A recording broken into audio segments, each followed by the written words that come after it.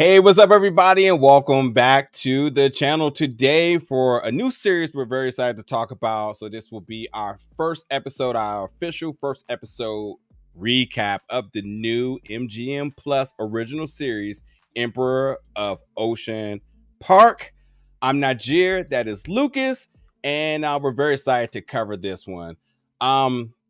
I guess we'll give our backgrounds in terms of our intrigue here, because we have our loyal folks that tune in for our usual projects. But this was one that is strange, I'll say, in terms of just it being promoted, in terms of its release, and so on. But for me, I'll just be quite frank. We've been eyeing MGM Plus for a while because we have been waiting for our guy Forrest Whitaker to pop up so we can get the next season of the Godfather Mahalo.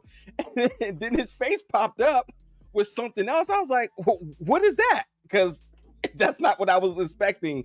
But nonetheless, let's just keep it 100 here. Forrest Whitaker, anything he's on, we're going to take a look at.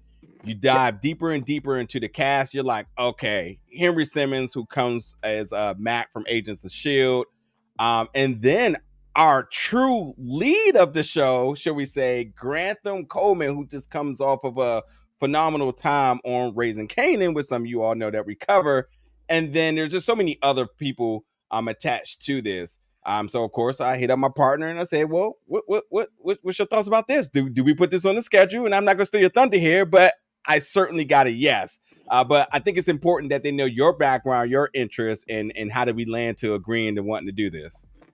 So as a very young pup, and I'm gonna say young because God, when I tell you how long ago that I knew about the Emperor of Ocean Park, I was 20 when I read the book, The Emperor of Ocean Park, which came out in damn, I aged myself. Just came out in 2002, and this was something that the book is phenomenal. Granted, it is cumbersome, like it is a lot to read. So many details in this book, but that's how it was in that time period. But this was something that I knew was going into production, and it just caught me off guard how quick it went into production. So when my partner hit me up about it, I'm like, oh yeah, I know the book. Like, I've read the book. I've gone through the audiobook about 5 years ago, the abridged and the long version of it. Like, I know a lot of this world, and I'm like, well, this is going to be interesting. Then when I found out who Forrest Whitaker was cast as, I said, well, extremely interesting, because I know what that character is in the book, and I'm like, this sounds like a show that can be intriguing because it's going to be different. It's going to be different than almost everything we've done before. It's way more in the vein of Your Honor than the normal stuff that we do. And I say, well, this could be a nice, dope change of pace of a type of show. Plus, we haven't did a new show since We Own the City. So I'm like, man, this is dope, and it's an all black cast. You can't beat it. Yeah, and Forrest Whitaker and Grant is in it. Like, you can't.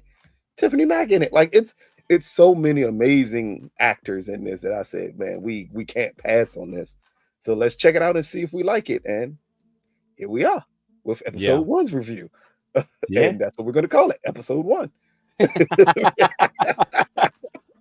With that being said, before I turn it over to you to kind of drive the vehicle here, I'll say for anybody that is looking for a new project to binge or to dive into, to be investing into, how can you go wrong? I think MGM Plus is slowly but surely building up an impressive library of original series.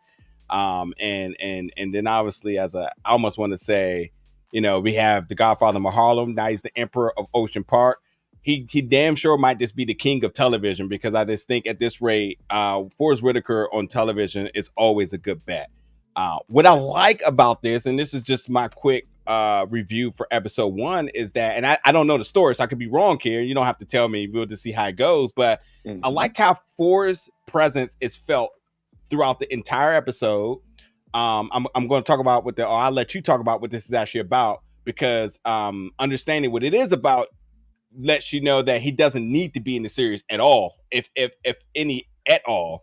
But his presence is heavily felt, which is good, because with the Godfather Mahalo coming around the corner, if you just pick up 10 minutes in, I don't think you want to be mistaken in terms of what show you're watching. But because I'm gonna make sure I put some respect to my man name. Oh, it's night and day differences in the performances. The delivery feels different. The aesthetic looks the same because of the time period that it initially kind of is in. But and although this is in DC and a little bit's in New York, I believe, right? Yeah, Yeah, a little. well, again, yeah, it bounces between both because again, this is such an old book that it's updated from the book. So Okay. the story you're seeing is not the same timeline. Like literally, the timeline of the book involves Reagan.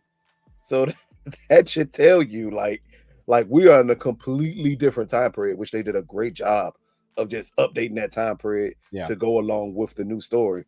So I mean, it that part changes, but yeah, it's multiple locations. It's dealing with the upper crust of Black society and shadowy elements of that, and the things that lead the family down the turmoil of learning exactly what their father was connected to. Yeah. And how involved the whole family is. And again, this is that's why I said it's closer to Your Honor. This is a kind of a murder mystery type of story that you're getting here. Something completely different. And as you said before, MGM Plus nails like stuff like this. Beyond Godfather Harlem, I watch from MGM Plus, which is my show.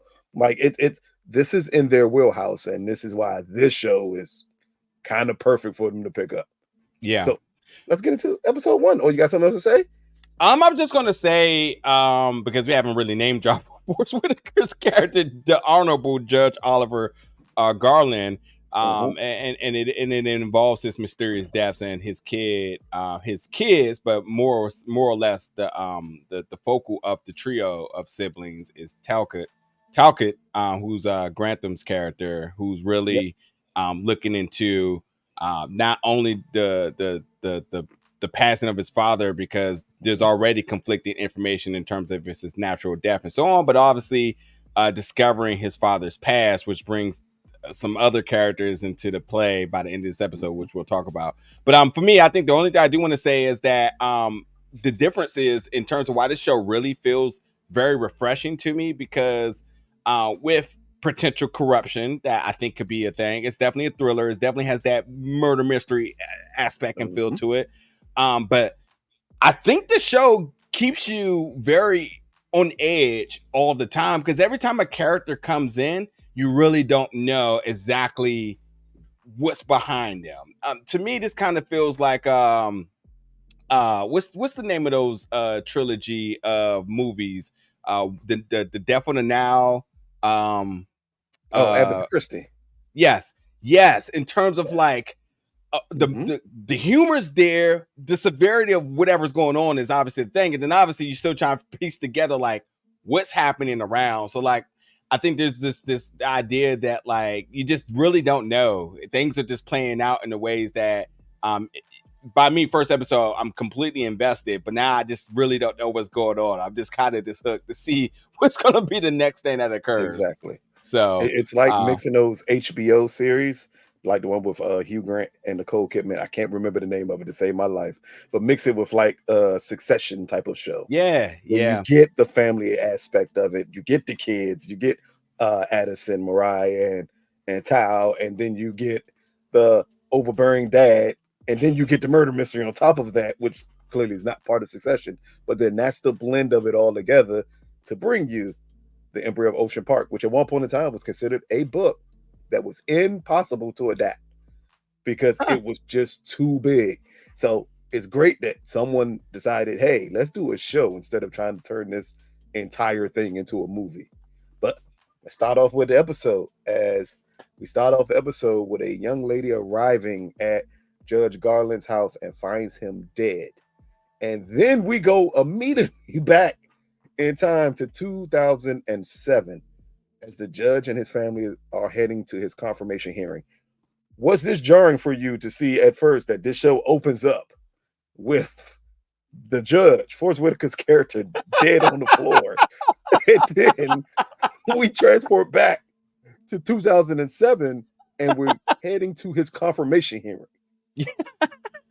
I was like, honestly, the first thing I thought was like, okay, because you just never see two shows potentially streaming around the same window with two different characters by the same actor. So the first thing I thought was like, oh yeah, they had to kill him off early because they can't have him on this and on the other show, and people are just like, what show am I watching? You know, but no, I think like it's always a bold move when you take a powerhouse of an actor such as him and you kill him off. So I had no clue was this going to play in real time. But then when they went did the flashback, I was like, okay, this is gonna be more forward. But it again, it drops you right in the midst of things. You're like, okay, here we are. Like, what happened? Why is my man behind his desk? You know, his maid looking very shocked, to say the least.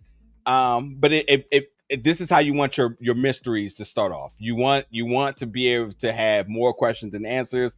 And I certainly had 1,000 questions off break. Yeah, like I think that was the key part, is the way this episode opens up. One, I think I told you from beginning when we brought this up, and you said, "Well, Forrest Whitaker playing a judge." I said, "Wait a minute, the judge dies at the beginning of the book." I said, "How are they going to do this?" But again, I keep on forgetting the flashback element of it, his confirmation hearing and everything of that nature. I think that was the most interesting part of the opening of this episode.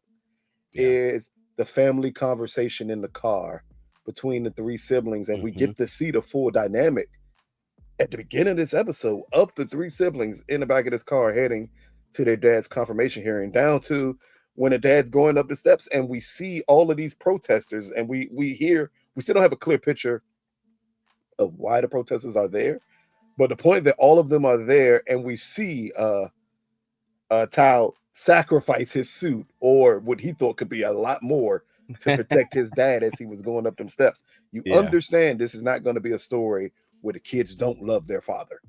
Like that clearly is not going to be the picture here. The picture is going to be about a strong together family, but it's just the question of what's going on with the confirmation hearing at the beginning. So first off, Black is beautiful, because the shot of them all in the car had me hell of excited. Man. I was just looking around like this is a cast right here. But for you, I guess the fact that they are veering off of from what you read, and although it's been some time since you read it, and we know how memory works, by seeing things should almost start to light off other thoughts and ideas and things about the film. So for you in real time, I know how much you like Forrest Whitaker, and you seeing them die, and the book, and then seeing it in action. What was sort of just your emotions through that? It was okay. I kind of expected the death. It was the time jump, the time backwards, that really caught me, especially with it being in 2007. Because all I'm thinking is that's a very interesting time for us in this country, and to transport it back to that time period. Like, that's insane. Like 2008, for people don't look, that's the last year of George W. Yeah. So like it's like a very interesting time period to put it back there, because I think with that jump backwards in that time period, you get to frame the judge in a way that I immediately knew, like, oh, that's why they did that time jump. And that's what it does when you updating the story, and you got to be careful with timelines, and you got to be careful not to lose the punch of a story. Again, as I said at the beginning, like, this story was framed at one point around the Reagan era. What better time period to put it in 2007 and put it around the Bush era? Because then you do get to frame the judge as the overly right-wing judge that he actually is in the book. It really fit well with that time period. So that got me excited, because I knew exactly where we were going to, even though there's still some more changes as the story goes on here. But I was excited at that point. I'm like, okay, at least I'm more comfortable, because I know exactly what we're getting into here. Yeah. But following that, we go right back to present day. And this is just a quick shot of Tal heading to his wife's office. Kimmy is his wife. And he's heading to the office, and her assistant lets him in. And then he just happens to find roses that were sent to her with a card saying, let me make sure I get the word right. I enjoyed our time together. Yeah, that's it. And you look at Tal's face when he's reading this card. What do you think, especially since at this point we still have not met his wife? What did you think a path of like, okay, what the heck is going on here? I think because we know that there's siblings, there's 3 of them, and I mean, I'm not sure if it's at this point is when I discovered it, but I realized that they were going to dive heavy into the dynamics between the 3. So you have to have everybody have sort of a mask on in one perspective around their siblings, and then we as the viewers get to see what's truly the conflicts, the inner Yeah, conflicts, or the home conflicts with each of these yeah, characters. So now we see him who, on the cusp of what could be the utmost potential, as we learn later on in the episode, understanding while, and we'll talk a little bit more about how the siblings frame each other, but we see that, yeah. like, obviously, his relationship could be in turmoil because there could be some infidelity involved, Mhm. and whoever else this person is sending these things. But on one note, though, I said they're in the trash, so this is going to be interesting because I think it's gonna invite a different type of conversation, which it ultimately Yeah. did. Mhm. It's gonna be the battle of the sexes for sure by the end of this. Exactly. Exactly. And I think right then we jump into the next scene, which these 2 scenes help frame for the show the lead siblings. Because while there's 3 siblings, it clearly looks like they're framing the 2 as the ones to pay attention to the most. And Yeah. this next scene is with Mariah. She arrives at her son's school because some white kid in her son's school decided to call her child Jim Crow. When I tell you I've never laughed so hard, because boy, that means if we don't get back to teaching history to kids in schools and white kids think of calling a black kid Jim Crow is offensive. Like we have so many problems here as Mariah dresses with the teacher, but here we also get to see just how powerful she is and her family is. And she Yeah. immediately says, "Oh no, kick him out of school. Like, no, he can't be here anymore. And if he's Yeah. here, it's gonna be a problem." Like, I know in these shows we're accustomed to seeing extremely powerful men. What do you think about Mm-hmm. this perspective of them immediately placing Mariah as kind of the alpha of the show? Yep, I liked it. It automatically shakes up the dynamics. I mean, Mhm, I like how you state that the focus seems to be on, obviously, Tao, but her coming in, I mean, it mhm. instantly already makes you reshuffle the deck. So I like Yeah. that insertedness.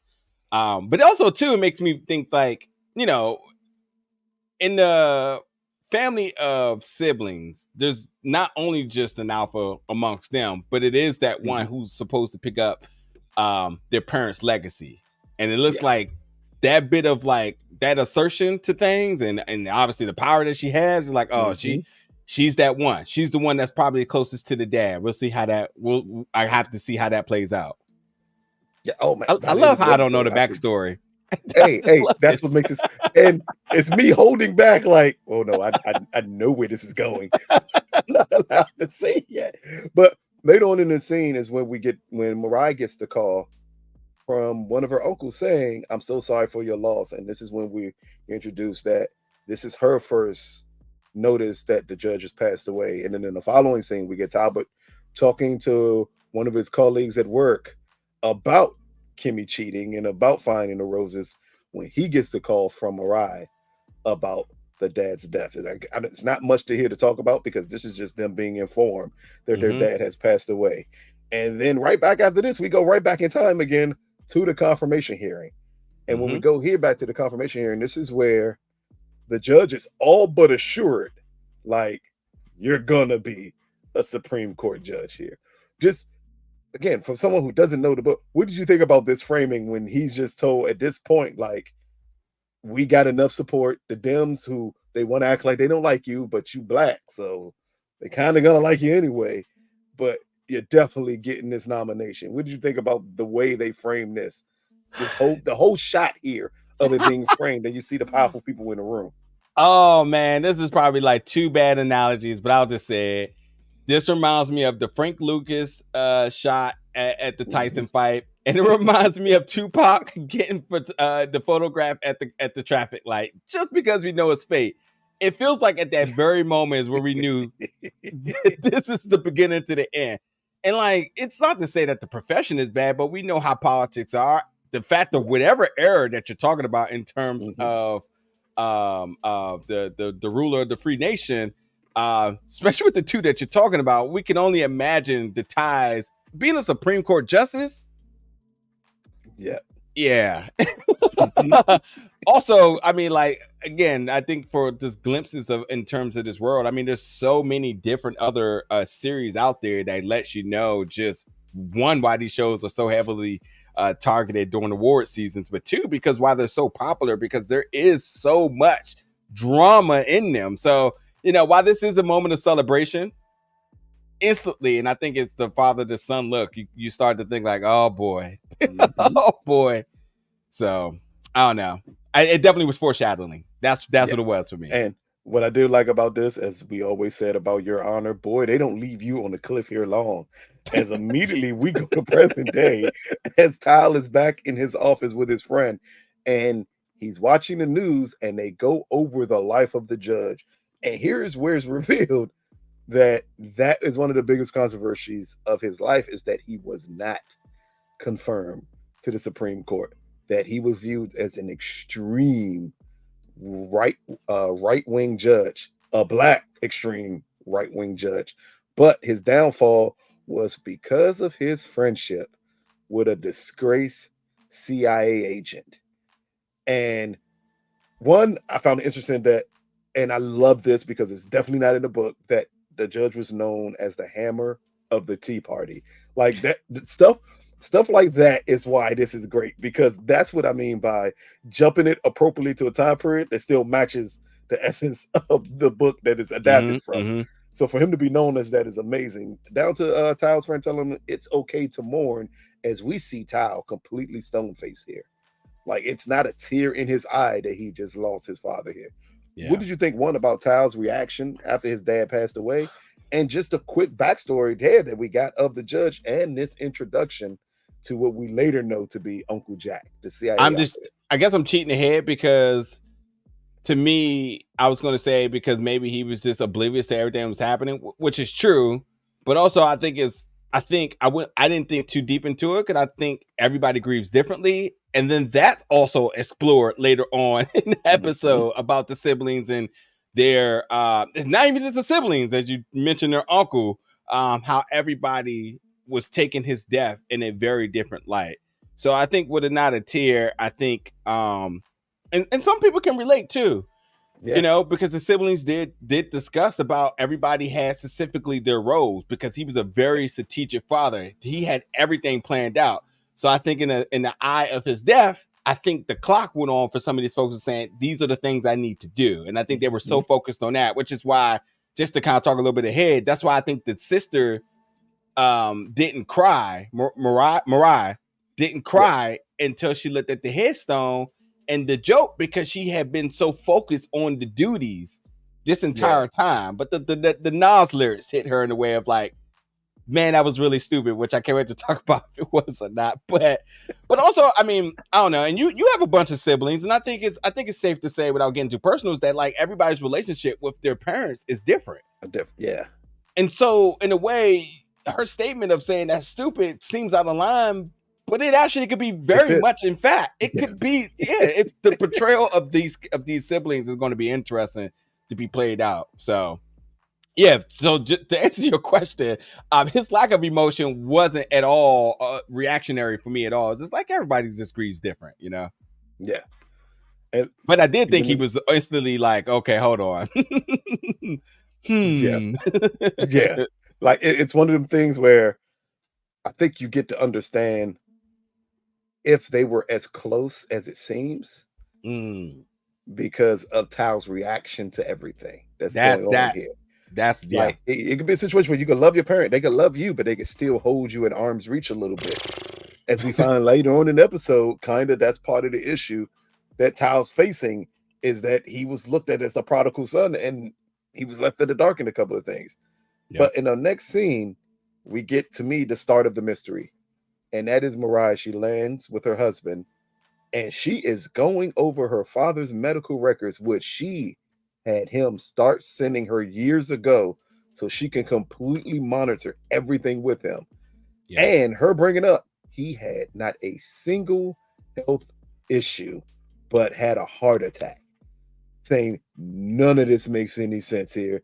And this is where we get to the start of the mystery of this possibly being a murder. This is what you think about, again, because again, this episode moves really fast, and they're really introducing these characters quickly, but they're introducing the plot quickly. What do you think about this introduction right here of her saying, nah, this looks like a murder. This can't be him dying of a heart attack. Down to on her iPad, her pulling up every test he just had. What she said just last week, he had these medical tests done, and he had not a single health issue. I think what I'm enjoying about the show is how almost blunt it is at times. I was not expecting them to just. I guess I didn't. I just wasn't expecting for a character to just be that assertive about things. Yeah, I don't know. It's not a knock to any other shows, but like I see that being dragged out on a lot of, except for Your Honor. Your Honor, absolutely, but a lot of shows they drag this out. So the fact is like, nah, he not murdered. Here's why. It's almost a level of commentary like we would provide. So yes, exactly.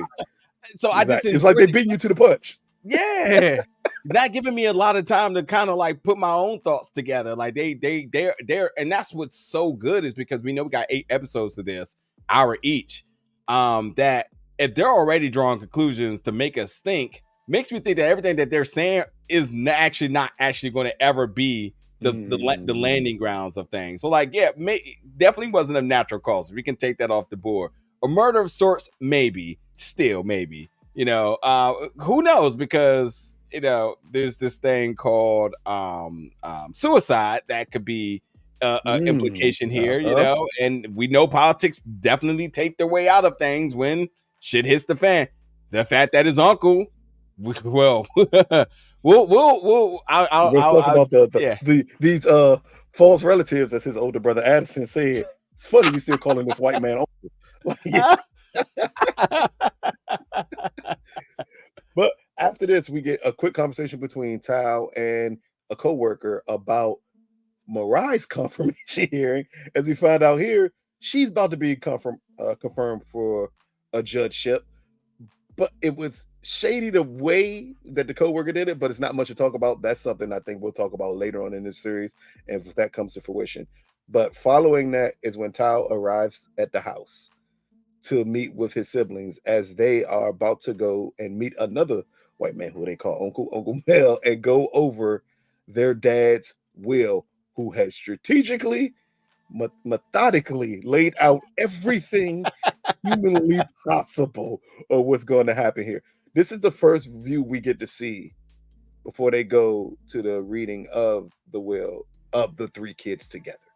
Yeah. Like, what do you think about just that scene of Mariah coming up, and then we get Addison coming down the steps? I gotta tell you, I never get personal, but when my grandma passed, she set everything up. She took care of her. She took care of my grandfather before he had passed. So when I was thinking about it, I was saying, listen, I don't care what y'all say. Black people gonna make sure there's stuff in order for the ones that want to take care of this stuff. We should inspire for this to be a norm. So like for me, it was kind of like, yeah, that checks out. But I think it does build character, and for me, I relate to that as well too, because you know those people that are filled with wisdom, the ones who wants to ensure that all T's are crossed, I's are dotted. And I think because this is the first episode and there is a lot in terms of us trying to discover what's up with the plot and this murder mystery element, we still have to be introduced to these characters. So we're understanding that we have a guy who deceased, but yet we'll have flashbacks with that has always had his stuff in order all the way to death. So you have to put that in terms of building our, as we like to say in one of my favorite shows here, in our Unsubs here, we have to build these characteristics about this person so that we can know exactly how they think, how they're going to operate, what may be their next target. Yeah. And here, right after this, we get the reading of the will. This is where we finally get the full location of where they're located at, kind of, in a way. Because first we find out that at the hearing, the judge left a house to Mariah, a house to Talbert, and season tickets to Addison. Yeah. And while that may come across as a slight for people who don't know the book, let me just give you a piece of information real quick because this is a great element here. Technically, in the book, the tickets are worth more than both of the houses Oh. because those are lifetime season tickets. So anyone who knows anything about an NFL team, let's just say that is damn near $1 million gift to get. Mm. But in the book, it's explained more that Addison was the person who would go to football games with his father. And that's why he left him that. As much as Talbert loved the house of Martha's Vineyard, that's why he left him that. So this wasn't a situation of a dad slighting any one of the kids, because again, I don't need people to hear that and think the perspective of him slighting one of his kids. That was never the case here. But what did you think, one, about the reading of the will and then them giving instructions about his service also reading of the will? Like, no, you're gonna do this, you're gonna do this, you're gonna do the obituary, you're gonna do the headstone, you're gonna, like, it's so methodical the way the judge moved that it left no room for any of them for me to even grieve at that moment, because everything is planned out completely, as you brought up earlier. Yeah. Again, Criminal Minds fan here. None of these characters, we see them, but again, as we our viewers building profiles with them, again, the unsub reference, like, and understanding that, like, I think this is the time, especially for like us and trying to cover the show, this is the time where I'm not really taking notes. I'm trying to understand these characters and Yeah. whatnot, and why these gifts were to certain people, why these roles were very much assigned to these certain people. It's not for debate because the judge knew better than anybody else. So I think for us as the viewers, we need to kind of digest what's happening, and I think later on we'll understand why certain people did certain things. And I got a little bit of an indication later on in the episode, but I think strongly by episode 2, I'll fully understand exactly why. Yeah. But I think that's what it was for me. I was just kind of like understanding, like, okay, that person got that. I mean, and then you know, somebody getting football tickets, that's instantly that you think that, like, there's a bond there, but also there's also a fandom possibly and whatnot. So that tidbit you gave about the value of them, I believe now when you get lifetime season tickets, or I think they call them like legacy season holders or something like that. Yeah, those things never leave the family too. So that's the other aspect of it, is that I have to trust the right person to ensure this stays in the family. Yes. I know plenty of folks who has gotten them and instantly gave them up. And I'm like, it's like, well, I don't go to football no more. You're missing the point. And I think that's like the viewers, we should also could kind of take into consideration, is that these are very intentional gifts for reasons. It builds the relationship between them, but it also, I think it's like, you know, you putting the right things in certain people's hands. And I think for you too, I mean, not for you, just for you, but just as adults, if we had to look around and say, like, if one of us passed, we know certain friends to give certain things from. The ones that's bad with money or the bad with tangibles, if you give them something special, you're not going to give them something you know they're going to just sell. You know, you're not going to give something to buy for somebody who's struggling with money, because you know they're not going to keep it for why you gave it to them. They're going to flip it around for a couple of dollars, and then that's that. It's a shame that it's like that, but that's how people are, you know? Exactly. Also, one other big reveal we learned in this scene is, and it's going to pay dividends later, that Mariah is an extremely huge Candace Owens type of Republican. And that is clearly put in the front, just where her political views of everything are, which again shows her following in the steps of her father. The point that she's like that. And we also learn here that Addison is completely opposite as a staunch Democrat, which again, very funny the way this works out, especially during his eulogy later on in the episode, which really at least shows the relationship of the fathers with the father and the kids, which is amazing. But we go back in time to the judge's confirmation hearing, and here he gives this amazing monologue about honor, justice, and respect, only for Senator Edelman to grill him about his relationship with this Uncle Jack, or this CIA operative that isn't fully explained at that point in time. And then in the following scene, when Talbert and Addison is talking, it is fully explained exactly who Uncle Jack is. What do you think about this introduction to such a nefarious character this early on in the episode? I first thought, well, who's playing this guy? Yes. Because we're hearing a lot about you, and seems like you get ready to shake things up. And I guess for me, with such a stellar cast thus far, that's the first thing I thought about. But then I just thought, like, well, here's where all the drama is really going to come into play. I think Yes. the crime aspect of the show that you would assume, Mhm. and I'm not trying to typecast anybody here, but like, there's enough people here on the show for us to think like, yeah, there's Yep. definitely going to be some BS going down here. So, Mhm. who's and then ultimately too, like, if he's not our villain, he's definitely somewhere somehow connected to him, our main antagonist for the show. So I don't know, just a lot of this intrigue. I guess I was more or less Birdman hand rubbing, like, okay, who's this person going to be? Because the resume definitely seems like this is going to shake everything up. Yeah. And next up, we get Talbert as he again goes to the church. This is him attempting to figure out what to put on the headstone for his dad, and him deciding to go back to his father's office. And this is the interesting part of the episode here. As he goes back to his father's office to try to look and say, as he says, the judge is meticulous. He had to put it somewhere exactly what he wanted on this headstone. And as he's going through the office and searching, he comes across a scrapbook. Yeah. And in this scrapbook, it's a lot of images, it's a lot of newspaper clippings of dead people, and certain notes scribbled on it technically about the judge possibly being responsible for some of this. Like it had But to be done. yes, type of the thing. most important part, and this is something, again, the book, I kind of knew where it was going here, but this is a big reveal, and I want to know what you thought about it. When Tal switches to the final page of the book, we see the newspaper clippings of his dead sister, the fourth kid here.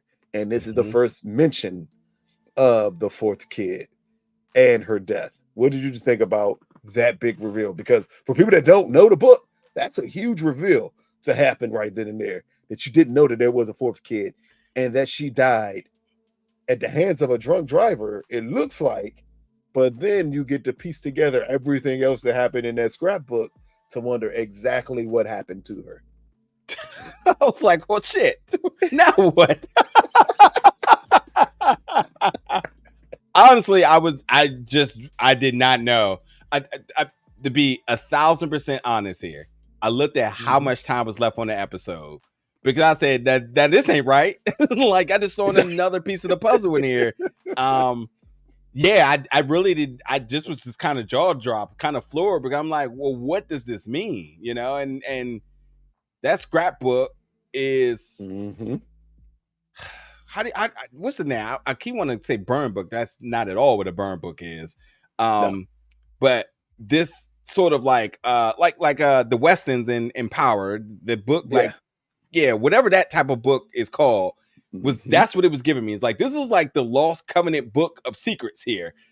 So when you see a relative in it, and I guess for us as viewers, we see the relatives, and they're like, well, what does that mean? What else was she connected to? And the language around it, the scripts around it, it just all tells you that there was some bad wrongdoing, some knowing doing in it, just a lot of different things. I don't know. Yeah, at that point, you're just wondering, okay, was it a situation where the judge had his own daughter killed?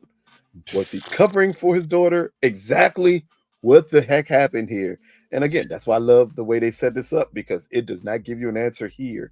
Yet you're just going through it with Tal. And as Tal is discovering all this other stuff surrounded by his sister, you got to wonder where's his mind moving at with everything. Later on, we get the family just having a dinner. This is just them getting together, and we just see Mariah being the boss that she is, as she's just bossing around Addison's lady friend like she's the maid of the house and make her do everything. This is just a comic break between scenes here before we get to the next big scene, which is that Tal and Kimmy get together as he brings up to her about the roses. He brings up about their relationship. Can I ask you one thing before you get to that? When you talk about the little comedic moment for you as the reader here, did that shift of tone at all? Was that unexpected? Was the book written in a way that when you have these deep moments of mystery that it bounced back with some humor to kind of it won't say balance because it's not really, it's no balance needed, but it kind of feels like not a detour or distraction. I don't know. I'm just kind of wondering, like, how did you kind of process with so many different elements of the plot being thrown at you, with you constantly on the board drawing up like these things, you know, connecting your yarn, and then they just throwing in jokes out of nowhere. It's kind of like, well, how should you? I guess for the viewers, for me, and it's kind of like, how should I respond? But for you as the reader, were you aware that it was going to be like this, or were you sort of thinking? Yes, because this is the family aspect of the book. And this is the family aspect of the show, where in the end, through all these tragedies, through everything that's going on, we still got to realize that they're siblings. And they're not far apart siblings. These are siblings that kind of have relationships with one another. So this scene was just to show you that in the end, this is still a family. And I think for these type of shows, it's highly important to show those elements, because if you don't show those elements, you can kind of abandon the aspect of them being a close family immediately and move on to the next thing. So just to see them sitting around, probably reminiscing about the judge, talking about life, talking about everything, joking about stuff, we see the dynamic of each sibling around that table. We see that Addison is the one that's more carefree, doesn't give a damn about much of anything. We see Mariah just being powerful and assertive, and Tal being more reserved. So it kind of shows the dynamic of the kids as they're around that table, as they are enjoying each other after such a tragic event. So the book does a great job of this. The book does a great job of, again, it goes a little deeper in the book because you got a lot more time to explain stuff, and you get to explain the loss of their mom and all this other stuff that we're kind of aware of by this point in it, but it's not talked about yet. But this is just that family element that's needed to help move the plot forward. I think for these type of shows, again, it's highly important to have this. You got these in almost every type of murder mystery of this nature. You get that moment where the family gets together. It's normally a husband, wife, and a kid, and they have that like little moment of joy before all hell breaks loose. I do you one better. Like I agree to some extent, because I also feel like you have these moments when all the suspects get together too, and you start trying to fill people out. So like, you know, I think it's fair and safe to say that in a show like this, even following the lead here in Tal, like, we still don't know who may be responsible behind this. And to me, I started thinking, you know, deep diving here. It's like, well, if he's so calculated, it had to be somebody close to him to be able to do what they did, because he seems like somebody who could account for the folks around him, his enemies. You know, his uncle wouldn't have been able to touch him because he would have been able to be able to sort of expect that, you know. So like the person that they want to make you think, I'm not buying, but now I'm starting to think like, of the siblings, or was this self-inflicted of some sort? Hell, the person that had barely 30 seconds of screen time, the maid. It's always the maid. What's the maid's playing? Who paid the maid off? To come in there, act shocked, and then make the phone call. I just seen him on the ground. Then she wipes those fake tears off and take those lashes off probably too, and then she's out. I did the job. Not you having the maid turn to Sophia Vergara that fast. Just saying. Oh man. But in this next scene, again, we get Tal with his wife as they talk about the flowers he found in office, as he confronts her about everything. And her letting him know, like, it's only you that I care about. It's only you that I want. At this moment, and this is another part that it may not have, the intention may not been humor, but boy, is this funny. As she attempts to be intimate with her husband, and he is listening to a Nas song in the background, And at that moment, he understands what he should put on his father's headstone. This was, again, not much to talk about in this scene. It is just hilarious to me that at that moment, after it's revealed, like she affirms him that I'm never going to cheat. Like, I don't want anybody else. It's just you. Granted, it could be a lie, complete lie that she's telling. Most likely it is. But the point is she said it. Bro, I'm gonna tell you right now. I'm gonna tell you right now, that whole scene blew me because my man Grieving, listening to Nas, that's on par. Him pulling out the lyrics. I mean, like, actually, there's actually more to talk about here because we said it earlier about like how every kid has a different relationship with their parent. So who knows his relationship with this song with his dad? You know, so the moment that like that's there, the wife didn't pick up on it. Not that she had to, but like, you know, it still was a moment for him. And I think in fair just of him grieving, he's allowed to zone out and whatnot, although addressing some other concerns. Yeah. I don't feel like she at all addressed his concerns one bit. I think she just deflected this situation and then tried to jump on him. So he throw him in some VJ real fast and think it would just be brushed away. So the whole I can't, true to himself, shout out to a real one right there. But ultimately too, I just think that I don't think at all that situation is far from done. In fact, because we're suspicious of everything, whoever that person is absolutely is going to be a problem going forward. But I think her very dismissive of like, oh, it's just me and you. Okay, cool. Let me throw this on you because I know that'll make you forget. Yeah. Nah, my man Nas to the rescue.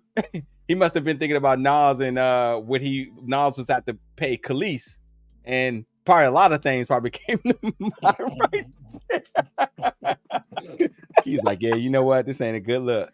Try to catch me slipping real quick. She tried to future him with that. Nah, baby, it's just you. Like what you worrying about these other people for? None of them matter. Seriously. So listening to one mic, so his mind is wide open. He's like, nah, Joe, I can't do this. I can see the internet right now dubbing that with ether just because people bored. He look at the phone, see Nas on that. But yeah, there's more to come with that. 1,000%. Definitely. Yes. But in the next scene, right after that, he goes downstairs and this is where he runs into Mariah. And she lets Tal know what her thoughts are, which is she believes that the judge was murdered.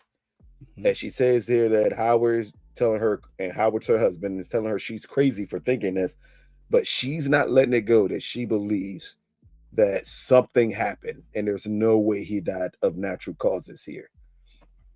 This is the first time we see the kids talk about just that big reveal about what's going on and her thoughts, down to her bringing up Uncle Jack and then wondering, well, could Uncle Jack have something to do with it? And this is where she tells Tal that Uncle Jack called her because he thought that Uncle Jack had not reached out in years. And she said, right after the judge died, he gave me a call. And he wanted to talk to you. For someone who doesn't know the story, what did you get from this whole conversation between them two? This guy's even more calculated. I mean, he's CIA, so you know they're very clear and very. If there's one thing people should know, if you know nothing about the government, television portrayals of CIA agents are very consistent because that's probably the only profile they really want us to know, I guess. So you understand that like all his moves are very intentional and calculated, and by means of ensuring that it goes through the proper channels, that it's not over communicated, that anybody that shouldn't be involved is not involved. So like to me, as much as his actions speak, the selection of who speaks louder. So I don't know. I'm just sitting back, you know, just sipping my tea, wondering what's going to play out of that. Exactly. I mean, down to the point that Mariah brings up that Uncle Jack told her, like, Tal would have been the person that the judge shared the secrets with. And that's what he wants to talk to Tal about. And Tal is completely lost. Like, I don't know what you're talking about. We did not have that type of conversation. But the point that Uncle Jack is that adamant that Tal would know this information And then Mariah asked him, well, I need you to look into his death because you're the one I trust to do it. It kind of shows their dynamic here. While she is the tough one, she is the assertive one. Tal's the one she trusts is to actually look into stuff. That she would tell him, I need you to look into the judge's death. I mean, it's a nice element thrown out there for everybody to understand exactly where we're going to with everything with the judge's service. As next we actually literally arrive at the judge's service. And I'm assuming first this was a wake before the service. I mean, I'm from DC. Yeah. Okay. So I'm guessing this takes place in New York, right? Chicago. Oh, Chicago. It's Chicago. You're right. So I'm assuming Chicago. Yeah. So oddly enough, and us in the DMV, we definitely do viewing, funeral, wake. Mm-hmm. Burial wake, or it depends, especially during like the pandemic, because sometimes people can't be buried right away, so they had to kind of wait. Up in the north is weird. I.e., one of my relatives' funerals, wake first, funeral, then burial, and burial could be either done that same day or the next day, which is just the next day. It's just that's as weird as the first order of things is to me. After one whole day of being tugged by emotions, just started back up the next day, but so for me, no, I was kind of like, oh, okay, that's just kind of whatever they're at their tradition. But being introduced to some more personalities in that is just, yeah. What was she, the auntie that came in? Yes, this is the auntie who tells Tal that the judge always had big plans for him. Yeah, what does that mean? Oh, that's the funniest line ever. Yeah, not only big plans for him, but to also watch out for all of these people around the judge, including Jack. Again, this name is constantly being brought up, and now it's being brought up by a completely new character that we don't know much about, but clearly knew the judge, knows what his intentions were for Tal, and that this is somebody that Tal should look out for. Like, again, it's not much to talk about in this scene because it's going to be brought up later on. But again, this is just another piece of the puzzle of how many people know about Jack and how dangerous Jack is. Or are they just viewing Jack this way? Yeah, and while Tal just doesn't know anything, but that's also very much true. That I think in family members' deaths, that there's a lot of stories, perspectives, and whatnots that some of the core folks don't know because people just have different relationships with folks. I just want to really quickly say, so we're talking about Sally. I'm looking at the page here, and I knew she looked familiar. She's played by Sally is being played by Deanna Reed Foster.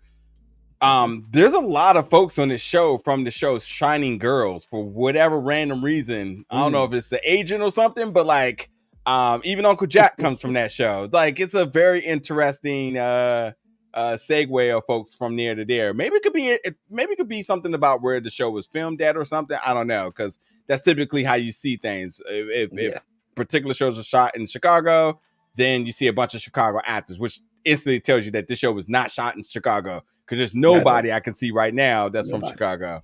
Yeah, so Chris Lofton ain't nowhere in sight. Something ain't right. Something ain't right here, Joe. Chris need to be on every show in Chicago. So if he ain't on it, it's not shot in Chicago.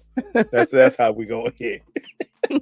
But also, the interesting part about that conversation with him and the auntie is her saying, I'm wondering if any of these people are going to show up or have the guts to show up at the service. Like, those are very interesting words to say, have the guts to show up at the service. And then we go to the service as we see the kids looking around in the audience, and we see them pinpointing on certain people who can be considered rather shady to them, the point that they even showed up for this service. And after that, we get Addison, who gives the nice eulogy to his dad. This reveals their relationship of him being a Democrat and his dad being a Republican. and them having these long conversations. This is only important because it kind of shows the relationship between the judge and his kids. Yeah. That even though they disagree wholeheartedly on their political views, it still didn't stop them from having that relationship. Even though the judge would then school him later on, like, nah, this is why you're wrong about everything, just like a normal parent would do. But after this, we get to the gravesite, and this is where you get the big reveal that we've been waiting for, which is the judge's tombstone, which is a lyric from Nas's Can't Forget About You. One of the most forgettable Nas songs humanly possible. He put it on his dad's tombstone. But again, this shows the relationship between the dad and his kids. He said, as his siblings questioned it, the moment Addison read it, said, wait a minute, is that a Nas lyric on here? And him saying, the judge loved this, was his favorite song. The judge loved this song. So yes, that's what it is, because you all told me I can do what I want to do. And this is where we finally get to see Mariah's guard drop. As after she looks at her brother and says, you're an idiot, but in the most loving way humanly possible, and then completely breaks down. Yeah. At the thought that, like, he's really gone here. What did you think about this whole setup, from the service of them noticing all of these people being there, Addison's speech, into this gravesite visit from the kids? Yeah, I mean, no matter how you look at it, there's 3 different personalities with these siblings. They all had their different responsibilities. They also have, very different measures of efforts into the things they want to accomplish and how they accomplish it. I think at the very core minimum root of the 3 of them, they love each other. And that sibling relationship has yet to be truly explored. It's been sort of introduced, and I think just that moment right there just shows you, like, although we don't agree, we may not have the same political backgrounds, we may think higher or lower. I mean, they had the little money thing comment earlier. So no matters of status, no matter of finances, no matter of marital whatever, I think that was just a moment of them saying, like, one, we all lost our dad, however you want to look at it, and 2, like, we love each other, we gotta stick tight. Yeah. Even if the joking of, like, we're gonna have to change that, and 2 out of the 3 was kind of like, yeah. Exactly. And then Tal's kind of like, wait, really? And then Tal like, no, you're not changing nothing. After you made me suffer and put the average ass Nas song lyrics on this damn tombstone. we go ride out with this. Real. And the following scene, we go back in time, and this is when Tal is reaching out to a girlfriend, and Mariah's making fun of him. But just a quick conversation between him and the judge. Again, all of this is just to show the type of relationships they have. I don't think it's much to talk about in this very quick conversation that he has. But the next scene, it's a lot to talk about. And that is as Addison and Tal are just talking about the judge, and we get to see the pan happen. The mom's tombstone, judge's tombstone, and Abigail's tombstone. So this is the reveal, if you didn't pick up on earlier, that the sister died when she was 17 years old, I think that tombstone says. And also here is where Uncle Jack arrives. Yeah. As the kids are sitting around, and he has this conversation with Tal. This is the most important conversation of the episode. This is one of the most important conversations of the book. And this is him, first giving his condolences to the kids, and then him asking him, when you're ready to talk, let's talk about the judge's plans. And Tal said, I don't know what you're talking about. And he says the plans the judge made if he had an untimely demise, meaning he kind of knew the judge would have planned this out, and that everyone knew Tal would be the person that the judge would convey all this information to. Yeah. It seems like a very intense conversation here between Uncle Jack and Tal as they're questioning all this stuff, down to him at the end telling Tal, whenever you're ready to actually tell me what's going on, come to me before you go to anyone else, because there are going to be a lot of people, some with good intentions, some with horrible intentions, that are going to try to get this information from you. But before you tell anybody, you call and tell me. what did you just think about the way that this is the end of the episode, that they put up this big reveal of finally showing you Uncle Jack and him and Tal having this conversation? Yeah. So first, Uncle Jack is white. So that's And like, as okay. Addison said, calling this white man Uncle Jack. Yeah. So kind of like, oh shit, he's like white. Played by Tori Hansen. It's a menacing intro, and I think it now becomes a little. I don't know if it's less about the murder or more about the mystery behind Tal and Tal's almost legacy that he has to live up to now. So for me, I just kind of like, I don't know. I just threw all my papers in the air again because I was like, if it wasn't the book and the daughter's death and who killed the judge and all these other elements around that, and I was kind of like, what is Tal supposed to become? Like, who is he supposed to become? I don't know. So it definitely was an amazing cliffhanger to get us into episode 2. Hell, I'll say this, let's call it what it is. This is a palette episode. This is phenomenal. Exactly. They didn't play this first episode safe at all. Most palette episodes tried to tie a story kind of tight knit in terms of like, beginning to the end, in terms of like a complete episode of like, this is it, and if we can do more, we'll extend from this. Yeah. This was kind of like we have a whole story we need to tell, so we're going for broke. We're going to make you want more because there's so many questions at hand now that you'll be sick in the head if you don't get a second episode. And I think like that's exactly where I'm at, sick in the head, because I really don't know what to do or what to think next. I think for me, if I wasn't coming in this show, if I had to give advice to somebody, absolutely 2 episodes in to get like a full blown dose of what this is going to be. There's a lot of questions right now, but there's a lot of interest in terms of these characters and the elements within this plot. So this was great. This is great. Hey, so it's an amazing setup to a very long and detailed story. Because again, I know a lot of what this is setting up, and I got excited with this conversation because this is a pivotal conversation in the book between him and Uncle Jack at this gravesite, and because this is the reveal to Tal exactly what the plans the judge possibly had for him, and it leaves him wondering, what the hell did he leave me in the dark about that for some odd reason everyone else thinks I have this information? And why would it be me and not Addison or Mariah that would have this information? Yeah, because this goes to, again, the respect level or the trust that the judge has in Tal that he may never told his son, but he told everyone else.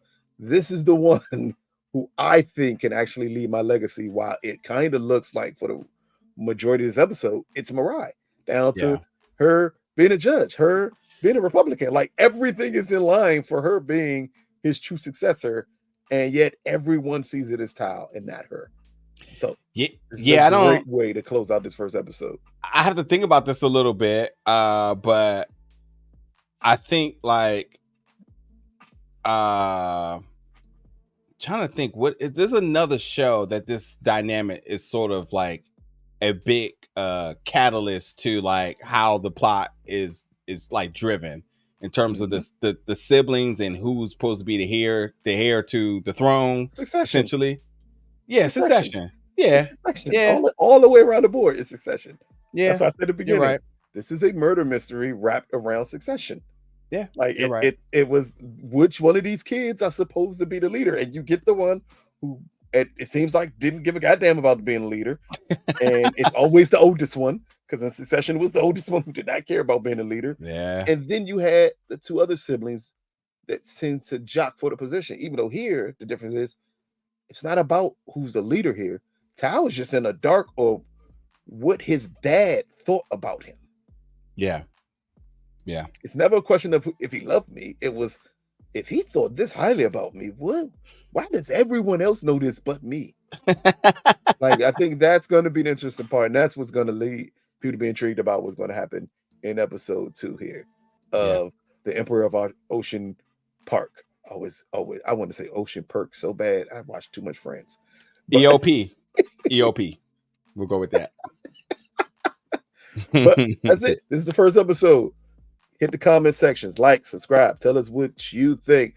Let us know what you think about the relationship with the siblings. How is this going to progress? What do you think about the time jumps here? Was it confusing or was it something extremely interesting? And what do you think about Uncle Jack and his motives here? Is he here to help Tal or is he here to hurt Tal? Or whatever secret's going to be revealed. Or is he here to cover himself up from something? You know, let us know what you think about the maid also. Did the maid do it? Like, are we going through all of this and the maid killed him? Listen, the CIA guy, he ain't showing boots on ground unless there's a threat to his existence. You know, you got to think Teddy of Snowfall here. You know, these people move in a way that they toot to their own horn. Either that or he put boots on the ground because you took out someone who was way too important to him. Could be. Could be. There's so many questions here. But again, and for me, I was going to say, and for me, y'all make sure y'all let us know, will you be tuning in all season? I know this is a different show. This ain't what we usually usually cover. We cover everything, but in this capacity, in this style, is this a show that you plan on tuning in each and every week, 8 weeks? Where we'll be here with a recap available for you all for them. Because I'm in, and I know Lou's in, so y'all make sure y'all show up too. Otherwise, we're going to send a maid to your house. Yeah, we're going to send Uncle Jack and a maid to your house. Yeah, I may send Aunt Sally there too. Damn it. We better show up. Again, thank y'all for tuning in. We'll catch y'all next week. Peace, people.